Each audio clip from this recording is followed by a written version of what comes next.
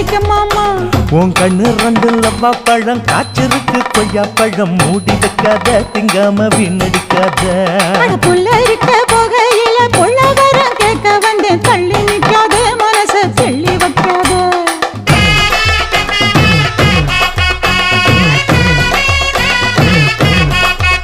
அடியே பஞ்சு முட்டாய் சீல கட்டி 10 வண்ண லவக்க போட்டு கஞ்சி கொண்டு போறவள நெஞ்சுக்குள்ள நீ வாரியா உள்ள.